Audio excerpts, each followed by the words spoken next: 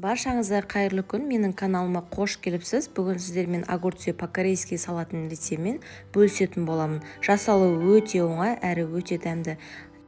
Және менің каналыма тіркеліп, лайк басып, астына өз пікірлеріңізді қалдырып кетуді ұмытпаңыздар. Бір огурцымызды осылай екі жағын алып тастап, ортасынан кесіп аламыз.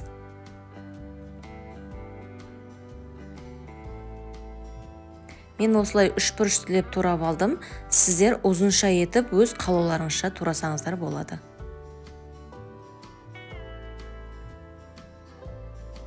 Жасалуы өте оңай салат. Мен толық рецептісін описание бөліміне қалдырып кетемін.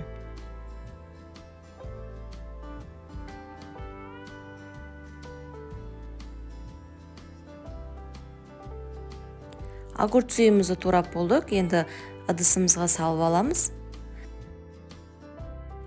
Және бізге орташа үлкендіктегі бір сәбіз керек болады. Сәбізімізді осылай майдалап пюркадан өткізіп аламыз ұзынша етіп.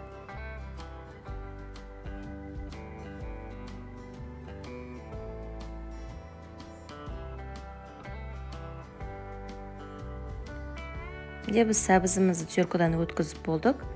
Ыдысымызға салып аламыз.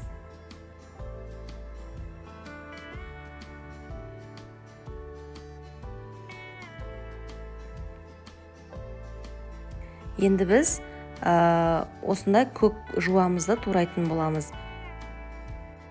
Бізге көк жуаның бір пучоттың жартысы ғана керек болады. Жартысын ғана турап аламыз. Көк жуамызды дәл осылай ұзынша етіп турап аламыз.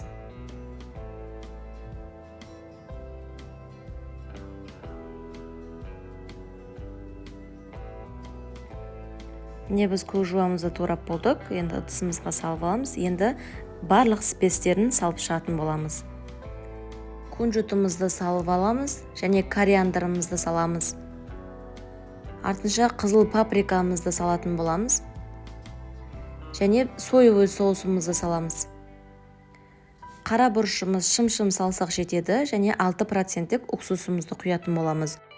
Және үстінен қыздырылған күнбағыс майымызды құйып, дәміне қарай шым-шым тұз саламыз.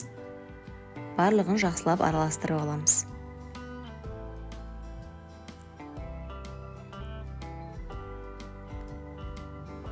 Біздің салатымыз дайын болды. Жасалуы өте оңай, дәмі өте керемет.